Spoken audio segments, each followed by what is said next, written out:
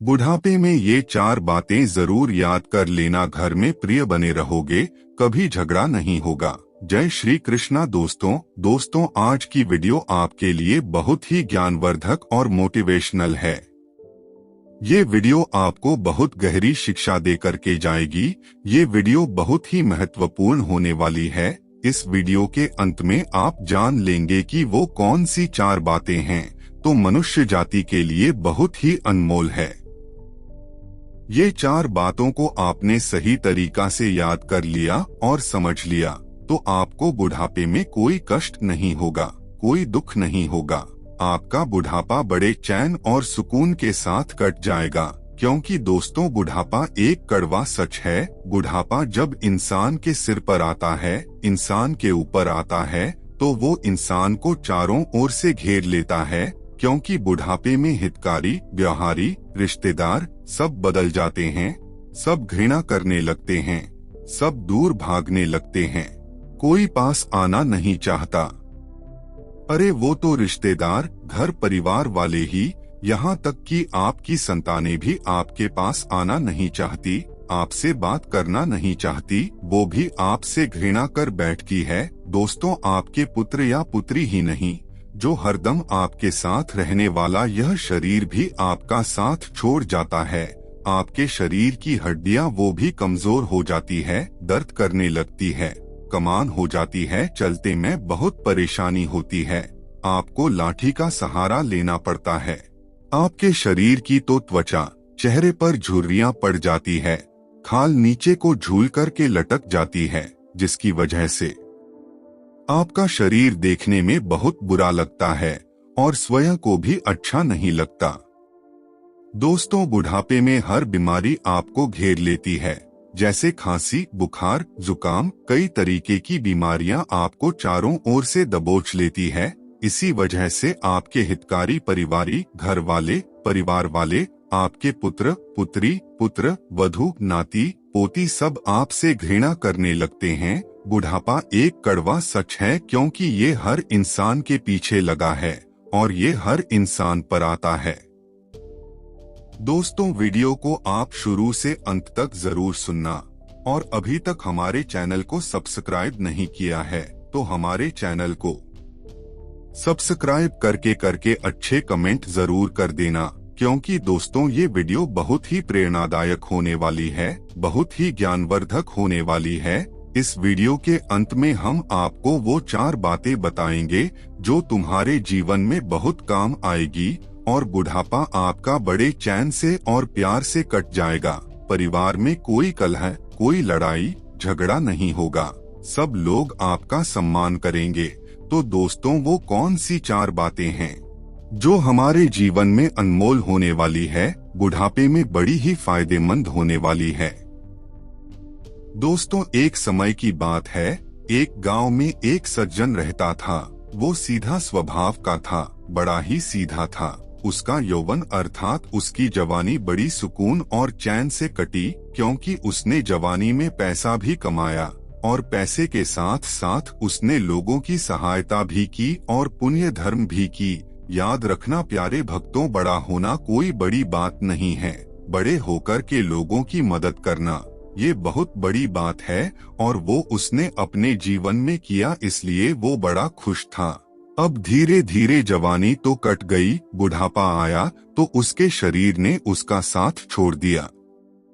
शरीर ने ही नहीं, घर परिवार, बाहर वालों ने भी साथ छोड़ दिया। चारों तरफ से बीमारियों ने उसे घेर लिया। उसके पुत्र, उसकी पुत्र वधू सब उससे घृणा करने लगे, दूर भागने लगे। उस बूढ़े व्यक्ति से परेशान होकर के उसके बच्चों ने उसकी रहने की व्यवस्था अपने घर से दूर स्थान पर कर दी थी, जहां पर एक कमरा बना हुआ था। वो अपने बीमारियों को लेकर के और बूढ़े शरीर को लेकर के वहीं पर बेचारा रह रहा था।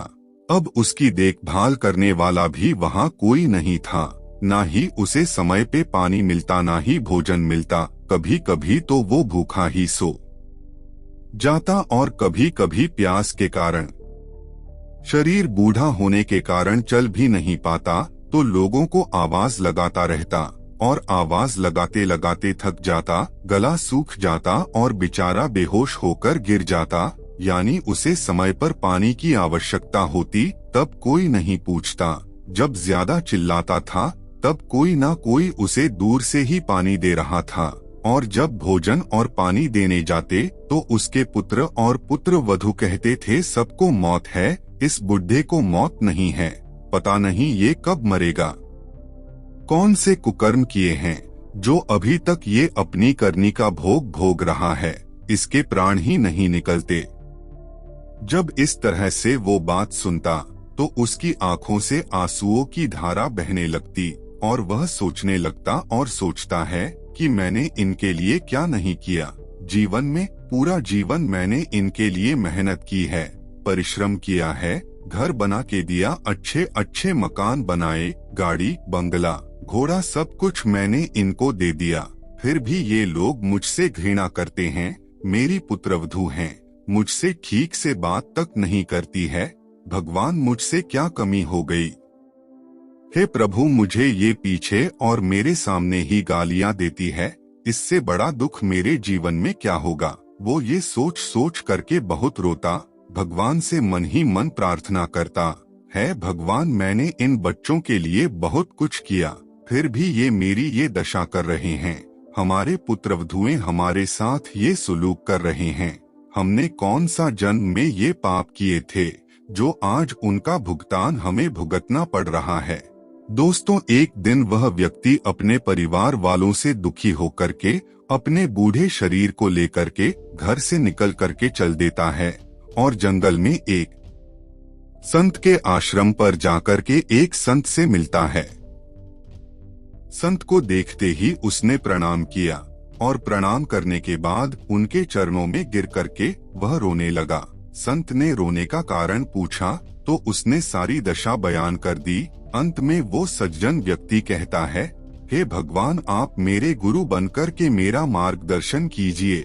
मुझे यह बताइए कि मेरा जो शेष जीवन रह गया है, मैं ऐसा कौन सा काम करूं जिससे मैं अपने परिवार में प्रिय बन करके भगवान की भक्ति करते हुए, संकटों से मुक्ति पाते हुए और अपने बेटा और बेटियों का प्यार पाते हुए अपना शेष जीवन काटूं। ऐसा कोई मुझे गुरु मंत्र दीजिए, क्योंकि मैं अपने परिवार को छोड़ना नहीं चाहता हूँ। मैं अपने पुत्रों से और पुत्रवधू से बहुत प्रेम करता हूँ और हमारा परिवार हमसे दूर भाग रहा है।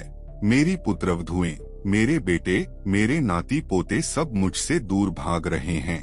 वो मुझसे घृणा करते हैं और मैं बदले में उनसे प्रेम करता हूँ। मैं उनके बगैर नहीं रह सकता।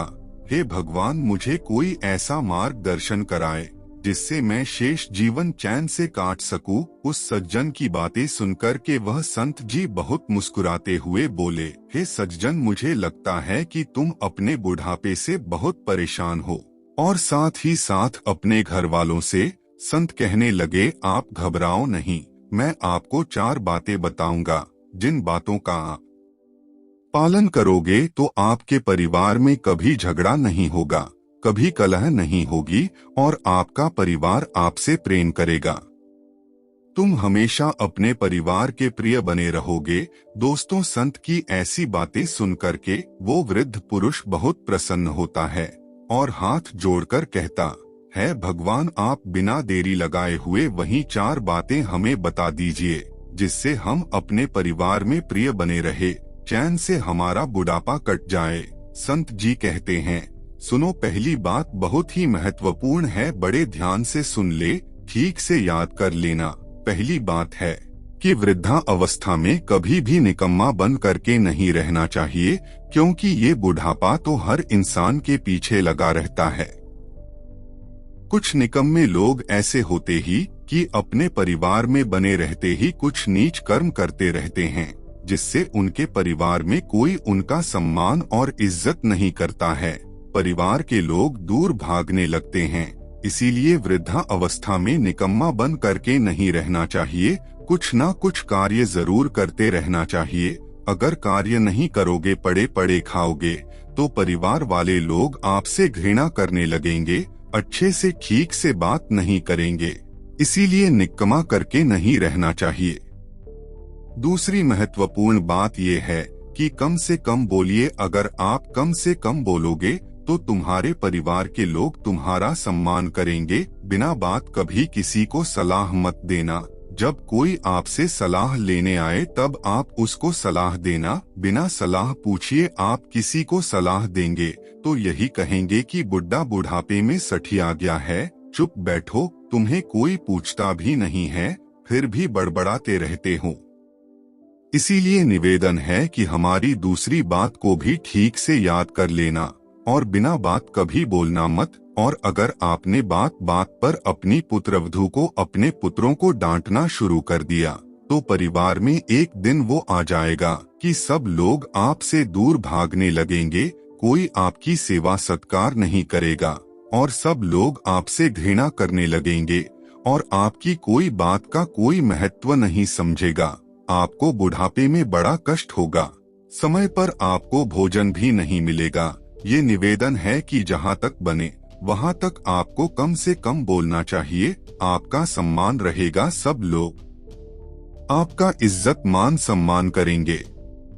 तीसरे भी बहुत महत्वपूर्ण बात है, आप बिना मांगे किसी को सलाह मत देना। अगर आप बिना मांगे किसी को सलाह दोगे तो लोग आपकी बात को सुनेंगे ही नहीं। आप बिना मांगे ही सलाह देने लगोगे, वो पूछने को कुछ और आएगा और आप कुछ और बताओगे, क्योंकि तुम अपनी ही सुनाते रहोगे, उसकी नहीं सुनोगे तो आपसे घृणा करने लगेंगे और आपके पास से चले जाएंगे और कहेंगे कि ये बुड्ढा तो सठिया गया है, इसके पास क्या सलाह लेना। चौथी और सबसे महत्वपूर्ण बात है कि बुढ़ापे में सहने की आदत डाल लो। बुढ़ापा तो सबके आगे पीछे लगा हुआ है, एक न एक दिन ये सबको अपने पंजों में दबोच लेगा।